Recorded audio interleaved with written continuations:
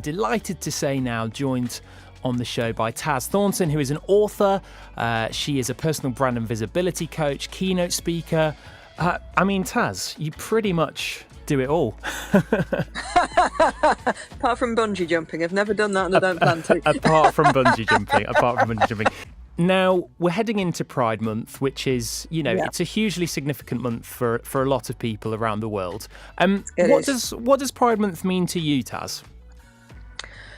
For me, it's about recognising the roots of Pride Month. Remember, it eventually came out of the Stonewall riots all those years ago, and it's really about remembering what it's for. I think today, so many people just see it as a party, and it's great to be able to celebrate equality, equity, diversity, people from all walks of life coming together. That's really, really brilliant. But we also have to remember that across the world, there are still so many people who can't be themselves. There are still so many people who are under threat of not just the law, but violence, abuse, rape, murder, all kinds of things, just for loving somebody of the same gender or being perceived to be, in air quotes, different to what some assume as the norm. So I think we have to be really, really mindful that although it's a celebration of equality and diversity, and it's such a beautiful, beautiful time for that, we need to remember what it's really about. And for me, until every person across the world who identifies anywhere across the Lgbtqia plus spectrum feels that they are able to be open and to be themselves and to love whoever they choose, of course, in an adult and consenting relationship, then there's still a need for pride, there's still a need for raising awareness and to celebrate those parts of the world where we can be free to be ourselves. Beautifully put. And how does Pride Month help change those attitude and perceptions of the LGBTQ plus community? I say LGBTQ plus. I know you make a bit of a joke about this, don't you, Taz, in your keynote speeches? But I've been known to. That's what I've kind of become accustomed to saying. But if I need to throw a few more letters in there, then please do tell me. Oh, do you know what? There are so many. I forget how many now, but there are numerous letters that we could be throwing onto there. But I think really the intention is if we're trying to encapsulate everyone, then go for it. It's all good. I try and throw in as many that will be mostly understood as I could. Otherwise, I'd be just reciting alphabet soup. So why is it important? What do we need? I think what we need to be remembering is that when we're celebrating, again, to reiterate, we need to keep coming back to that point of what it's about. And I think we all have a responsibility, dare I say a duty, to keep bringing it back to what it's about without just... I think a lot of people looking from the outside in just assume it's an excuse for a big party. But I think, we need to remember the roots. A few years back, I did a TED talk. And I think what's so brilliant, there are so many allies out there, so many people who are essentially, love who you love. I don't care if you're not hurting anyone else, fine, live and let live. But I think when we're in that bubble, and social media creates these bubbles, doesn't it? When we're okay with people loving whoever they feel they've been born to love, we assume everybody else feels the same way. But they don't. We need to remember that actually LGBT, as many letters if you want to add on to the end, hate crimes, have been steadily rising. And that's actually got worse since Brexit as well, crazily enough. So we need to remember that although it might seem perfectly okay for us, it's not okay. People are still in danger, even in this country. And the point with that TED talk is that those who see themselves as allies can sometimes get caught in this liberal blind spot, where because they believe it's okay, and because all their peers, as they see, caught inside this social media bubble, think it's okay, they don't see some of the atrocities still going on. And so therefore, when things like Pride come up and when we start talking about these messages, they can feel a little bit bashed over the head with it. And a little bit, why are you making a fuss about that still? It's all okay now. Yeah. Well, it's not. It's an interesting point, actually. And I did notice there were a couple of companies today, I won't name them, but when they changed their logo to incorporate rainbow flags, and you do see the negative comments. They come in very quickly. You do see positive comments, of course, but it's clear that there is a divide. There is a divisive nature to it, and I think that becomes especially prevalent on social media in those situations. Of course, and that can divide people as well, because on the one hand, the way I always look at it is if an organisation out there is displaying the pride flag and is talking about equality, for me that is a good thing. But where some of these organisations come under scrutiny, particularly from members of the LGBTQIA community, is when they seem to be doing it just for marketing, and actually their policies and the way they look after their people don't necessarily reflect that outside of Pride Month. So I think there's still a lot of education to be done. There's still an awful lot of work that needs to be done to truly create workplaces that are not just about equality but equity and diversity. And we need to make sure that beyond Pride Month, these organisations are still putting the same effort into making sure that everybody feels included, accepted, and there's an inclusive environment.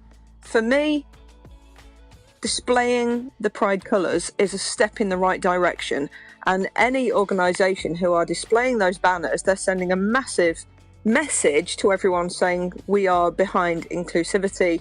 If you are not going to rally to that banner, you perhaps don't want to be in this shop or brand, whatever it happens to be. But again, we need to make sure that there's work going on beyond sponsoring Pride events and slapping a rainbow banner over everything. Yeah, absolutely.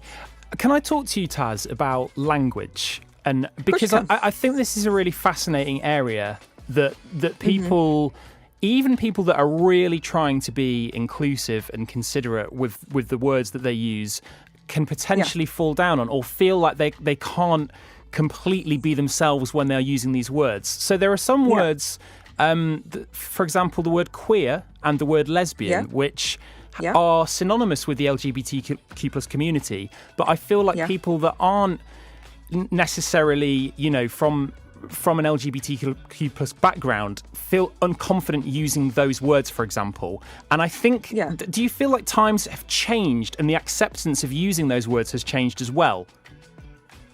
I think the difficulty with this topic, and it's a bit like pronouns and the use of pronouns as well. Yeah. Where someone identifies as he, she, they, whatever it happens to be. Yeah. I think that the difficulty comes in that it's very, very much a personal choice. And until you check with someone, I mean, obviously I don't speak on behalf of all gay people everywhere, just one voice. But for me, I don't have an issue with any of those words.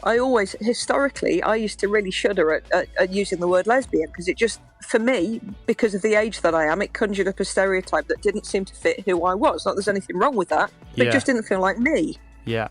So I have historically said I'm a gay woman, but I don't. If somebody describes me as a lesbian, I am. That's okay. And it's the same with queer. I have lots of friends who refer to themselves as queer quite happily, and I think a lot of that is about reclaiming. And it's never felt like my word, but I wouldn't object if somebody referred to me in that way because it's true. It's no less true than saying I have pink hair or I'm 5'6". Yeah. But it's personal choice, so we have to check in. And it's the same with pronouns. Somebody asked me, because we're doing this chat show with myself and some other women who are on the LGBTQIA spectrum throughout June, and we asked people to send us questions. And one of the first questions we had was somebody worrying about pronouns and, well, what's the right one to use? How do I know? And ultimately, we can only know if we ask. And it's about being brave enough to ask and being respectful enough to ask without making it an issue.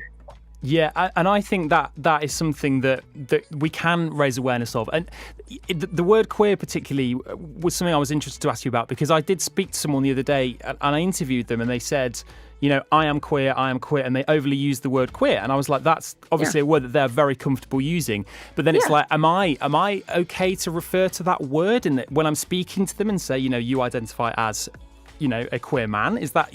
But it's interesting, isn't it, how you just have to kind of think before you use certain words, I think. I would check. There's lots of words. It's like dyke, isn't it? That's another one that's kind of been reclaimed. And I have no issue with that. But I know people in my kind of parents' generation would really cringe at that. So you can't use that. It's a bad word. Yeah. I don't mind it. So again, I think it's personal choice. I don't think any of these words are quite as bad as the N-word, for instance. But I think the right thing is to just say, how do you choose to identify? What are the words that you would, if we're talking about that in the third person, what are the words that you would prefer me to use? Yeah, completely. And that's a great way of simplifying it and putting it. Thank you for that, Taz. Yeah. And you mentioned your kind of panel of live talk shows that you're going to be doing. Yep. Bizarrely, all people named Katie apart from yourself. Yeah, and we didn't realise that until after I'd put the panel together, and suddenly we think, should we be calling ourselves TK Maxx? Is it K3 plus T? What is it? Suddenly, I'm in a minority inside a minority. Oh, I feel so uncomfortable. Amazing. Tell us a bit more then, about your talks. These are all women that I know through work. Some of them are women that I coach. Some of them are women that I've shared speaking stages with. And I just had this idea that, there's so much, the point you just raised perfectly, there's so much misunderstanding out there. There's so many people who still try to put people into pigeonholes, who still like, well, you don't fit that, again, stereotype that I understand to be connected, and you don't fit that, so who are you? And I just thought, who do I know? What if we created something like a loose women's style chat show, and I bring together a panel of women that can sum up most of it? And I came up with this great panel of women, and there's me, there's another gay woman, there's an asexual woman, there's an awful lot of confusion around asexuality as well, which we'll dig into. There's a trans woman, and we're just going to keep it light. And once a week throughout June, we'll go live. We'll broadcast it across my YouTube, LinkedIn, and Facebook channels. So anybody listening, if you want to tune in, just search Taz Thornton on any of those, and you'll find it. And we're just going to shoot the breeze and just talk about whatever comes up, and hopefully bust a few myths and do our best to make people feel a little bit easier and understand again, why is pride still a thing? Yeah, absolutely. Well, it sounds great, and I'm sure lots of people that are listening will be interested to watch along with those YouTube videos. So thank you so much, Taz, for coming on and speaking to us. Thank you for inviting me. It's been a real pleasure. Have a great Pride Month. You too. Take care. Thank you. Cheers, Taz. Bye-bye. That is Taz Thornton, author, keynote speaker. I mean, Taz does pretty much everything, She's multi-talented. Great chatting to her just now, all about Pride Month.